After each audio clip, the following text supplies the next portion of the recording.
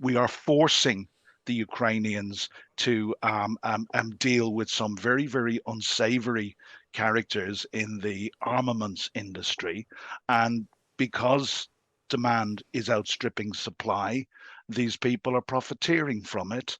And, there's also the fact that Russia and Ukraine are competing in many of the same markets. Now, more than 100 world leaders are meeting in Switzerland to try to develop a peace plan for Ukraine. They're expected to adopt a joint declaration today. It will reaffirm Ukraine's territorial integrity and call for a prisoner of war exchange. Well, the price Ukraine is paying for weapons has soared, partly due to black marketeers cashing in. Volodymyr Pikuso is founder of the country's defence procurement agency. He's been speaking to the Sunday Times deputy political editor Harry York.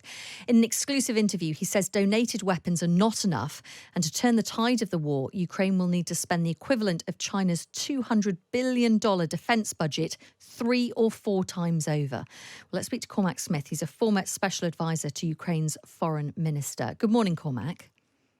Chloe, good morning. Thank you for having me on.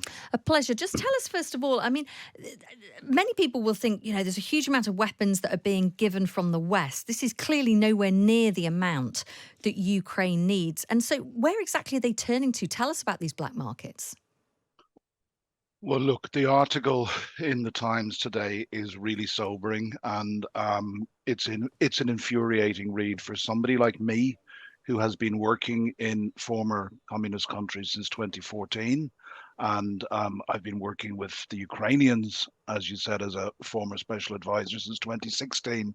The work I do now, I've left government, is obviously voluntary, but I'm in communication with them every day.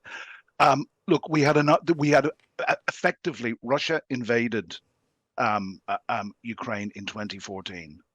And the West, since 2014, the West has had a virtual arms embargo on supplying any lethal defensive weapons to Ukraine. This was only began to be raised about halfway through 2021, when American intelligence made it very, very clear that they believed Russia was getting ready for an invasion. But yet, and the Brits were among the first to provide it was quoted in the Article 2000 laws, which were probably critical in the saving of Kyiv in the early days. But still, everything we have done has been incremental. We have still not woken up in the West to the fact that this is a existential threat, not just to Ukraine, but to the West and to our whole way of life. And there's something, if freedom is to prevail, democracy needs to be better armed than dictatorship. And I have said on many interviews this year that we should have put our industries in the West on a war footing over 2 years ago when this started. We are only starting to do this now. So, it's simple supply and demand. The amount of weapons that the West is giving Ukraine, as this gentleman says, simply is not enough. So we are forcing the Ukrainians to deal with some very, very unsavory characters in the armaments industry. And because demand is outstripping supply, these people are profiteering from it. And, there's also the fact that Russia and Ukraine are competing in many of the same markets. Although we do know recently that Iran is supplying a lot of armaments to Russia, as is North Korea.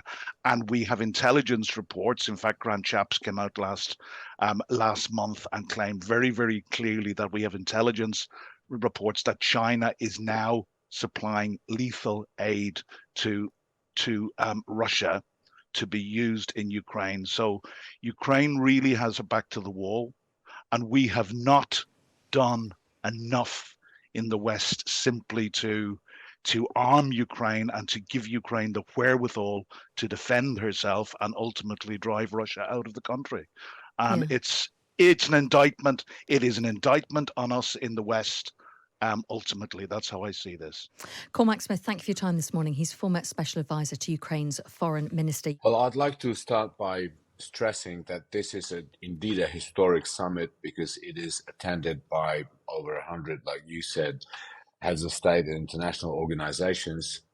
This summit sends a very clear message to Russia that it will not get away with its crime of aggression. It will not get away with blackmailing the world with nuclear sabotage. It will not get away with kidnapping Ukrainian children.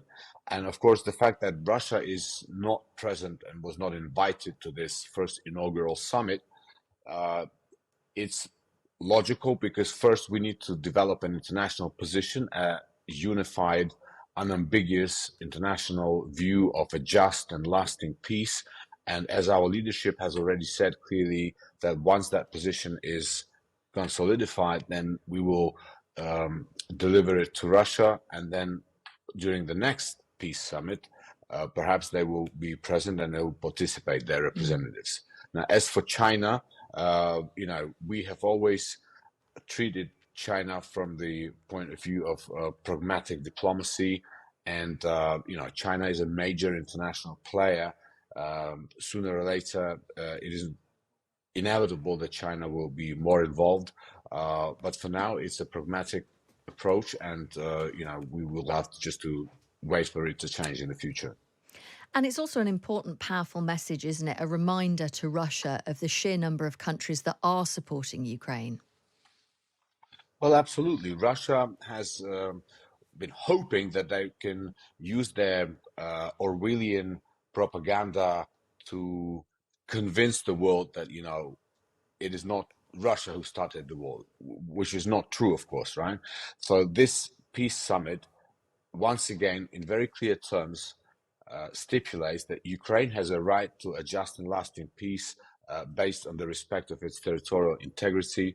This summit shows to Russia that it is alone in trying to use this Orwellian ups and down vision of peace.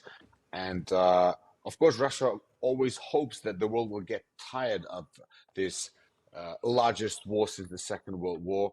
But look, 2 years or more than 2 years after the beginning of the large-scale invasion, more than 100 leaders of different nations have gathered together, and they stand resolved and determined to help Ukraine achieve peace. And this is an important step towards it. I'm just wondering what success would look like at the end of this meeting, and I appreciate it is the first of many, but clearly wanting to come together with some sense of a framework to move towards peace. What does that look like in your view? This summit will set the foundation for finding a formula for the long, comprehensive, and lasting peace. And our peace plan was announced a long time ago by President Zelensky. It contains, very logical requirements that Russian troops are withdrawn from our territory, that Russia stops blackmailing the world with food crisis, that Russia doesn't attack nuclear facilities, that Russia returns our kidnapped children. There's more than 20,000 of them. But again, this is just the beginning of this process.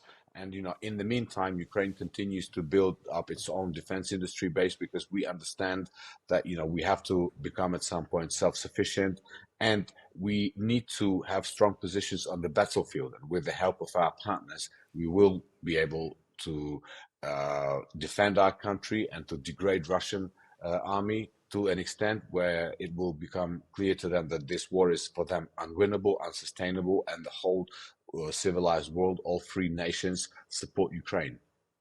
And it's interesting you talk about the battlefield. We have an interview in the Sunday Times today about how the cost of weapons have skyrocketed during this war, with weapons dealers essentially just profiteering, and the difficulties that Ukraine has in trying to buy weapons on the black market because there still aren't enough weapons being supplied by Western allies. How big a problem is that? Chloe, knowing about these, if you like, market issues, we have been spending a lot of time, in particular at the Ministry of Strategic Industries of Ukraine, trying to build up our own defense industry base. In fact, despite the missile attacks, despite the horrors that happen in our country, we have been able to triple the output of our defense industry base. And in fact, today, Ukrainian manufacturers of weapons are capable of producing 3 times more the amount of weapons and ammunition that the Ukrainian government has funds to actually procure. This is why we are running now a global fundraising campaign, which is called Zbroyery Manufacturing Freedom. And the purpose of that campaign is to encourage our partners to buy Ukrainian weapons from the Ukrainian manufacturers for the Ukrainian army. Now, this will go towards somewhat towards resolving the issue that you have just highlighted. Really good to speak to you today. Thank you so much for your time. Thank you, Chloe. Thank you, as always. Thank you. That is Yuri Sak. He's an advisor to the Minister of Strategic Industries of Ukraine. And Harry York has written that piece, Deputy Political Editor of the Sunday Times. He's written that in today's paper, revealed how profiteers are hiking arms prices for Ukraine. Well worth a read. Just the kind of the murky world in which Ukraine now has to wander around trying to secure enough ammunition and enough weapons because, quite frankly, they don't have enough at the moment from Western allies. And of course, that is partly due to the delay in them arriving. But well worth a read of Harry York's piece. If you've got a subscription to The Times and The Sunday Times, you can go online now to thetimes.com.